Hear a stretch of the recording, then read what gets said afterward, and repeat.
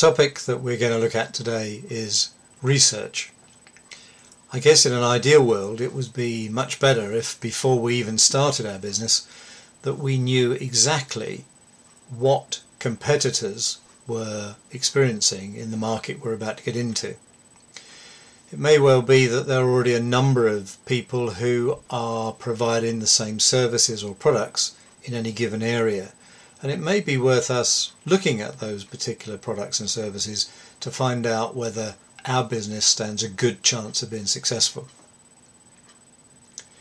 It's very easy these days to look geographically as to who our competitors are, especially if we're going to do website search.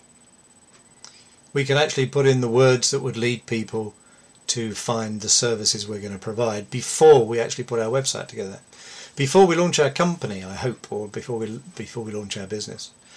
But this is still something you can do even now if you've been going for a while, and you may find that you've got one or two little problems that you'd like to find out why it is you don't get the business, or why it is that you're ahead of the game and in fact doing better than the competition.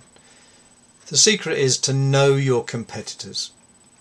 It's not a question of tackling them head on, it's a question of finding out what they're doing, understanding what areas they're successful in, which areas we want to be successful in, and just having a general feel for where you fit within that business framework.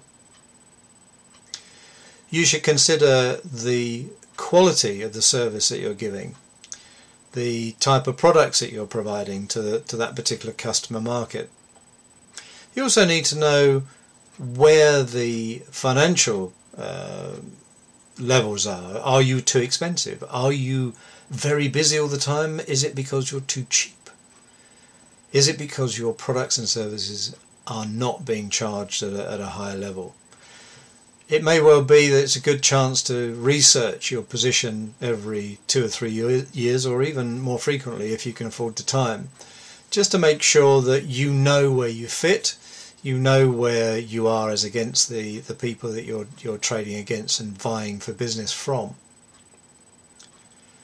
Quality of product is always a difficult one because it's in the eye of the beholder. The old phrase about you don't get something for nothing, or you only get what you pay for, is very, very true when it comes to pricing. And it's essential that if you're running a business, you know where that pricing level has got to be pitched for the market that you're going for. Quality of the product and quality of the service are also very much in balance with how much you charge for it. If you're doing an average job and you're aware of that, then you've got to be charging average money. Don't try and rip people off. It's just not worth it. You'll get found out in the end. Don't try things for the sake of devilment and to get rich quick. It doesn't work like that. Businesses that survive every day and for a longer time are the ones that treat their customers fairly. Customer service nowadays is something that in some companies just doesn't seem to exist. It's still about people doing business with people. We don't buy from a company. We don't buy our company products from another company. We actually speak to somebody on the phone. We actually have an inquiry line that we can chase things up on. This is about people-to-people relationships.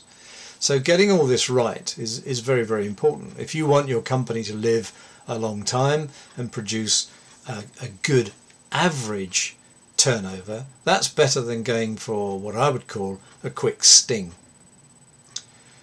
I produce design on websites, so unfortunately for me, I find myself frequently rescuing the industry before I can even start telling people about the benefits that I can bring to them.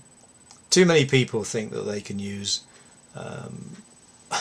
people that have just left art college, or a friend of a friend, or a friend who likes doing websites or whatever. I've probably heard it all. But the reality is, unless you know what you're doing in these things, you're causing problems for the future, great problems for the future. Website law didn't change till about 5 years ago, and until that point I found and felt that the ethos within website business wasn't perhaps where it should be. So I've only been involved for about 5 or 6 years. But already I've done about 75 websites. My research would tell me that I'm probably just a bit cheaper than I should be, and I should be a bit more selective about some of the customers that I take on, perhaps.